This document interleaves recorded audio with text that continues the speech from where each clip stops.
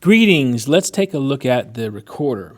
So you want to have your content open, whether it's one tab or multiple tabs, whatever you're going to present, have it all open. I like to put it in order. If I'm going to have multiple things, I like to have them in order starting from left to right. If I'm going to be hopping from tab to tab, if I only need my presentation, I have everything else closed out.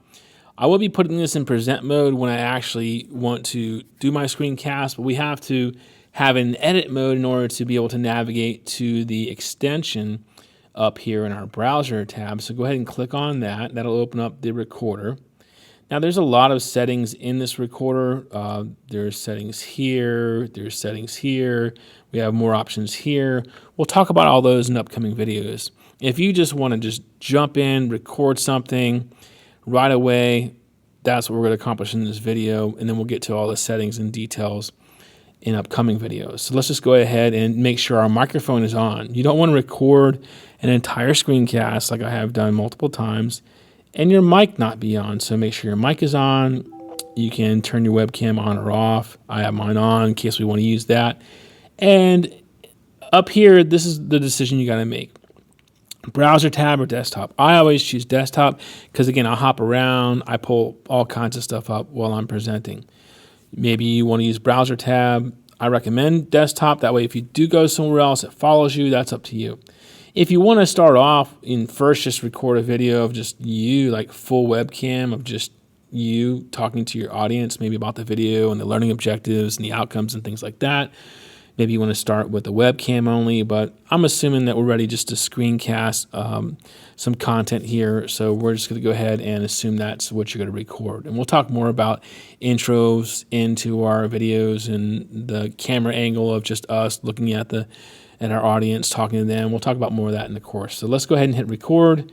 And you can see our webcam is popping up. Here we have what we want to share. I select entire screen. You can select window if you want. Hit share. And it's going to start recording in a second, and I'm not ready. It's actually recording, and my hair is kind of a mess. I don't actually want my webcam off. I need to turn my webcam off. I got to get this in presentation mode. It's loading, and all the time it's been recording. That's not a problem. We're going to trim that portion out. So once I get situated, I take my toolbar here. If you need to move that around somewhere, you can. Underneath it are the controls for the slide deck, which we'll talk about here in a second. So to get to the slide deck controls, you have to move this up a little bit. Otherwise, you can't use these features if you plan on using them. You may not. So now I have everything situated the way I want it to. I'm ready to record. So what I'm going to do is I'm going to give myself a 3, 2, 1. A nice clean pause so I can see my audio flat line, and then I'll start my presentation and I'll see a spike in the audio file, and I'll know that's where I need to slice my video because that's right when I begin. So let me demonstrate that for you now. 3, 2, 1. Hey, greetings, Mr. Circle here. Today we're going to talk about the recorder. So then once you are done, you would hit stop down here on your toolbar. But that brings us to the toolbar, and we have all these features here. These are annotation tools. So let's talk about those for a moment. The mouse, when you click on this, you have other types you can choose from. I like classic. Come back to hit save mouse so it saves your option, and now you can select your pen. Then you can select your rectangle, your stickers, you have your eraser here. I would highly encourage you to practice using these annotation tools before you start recording. Don't have never used them before, and while you're recording a screencast for your students, try to figure them out because it'll kind of interrupt your flow to your presentation because it can be a little clunky at first when you're first learning them. So get used to those. I personally, like I said, I've said this before, I use OBS.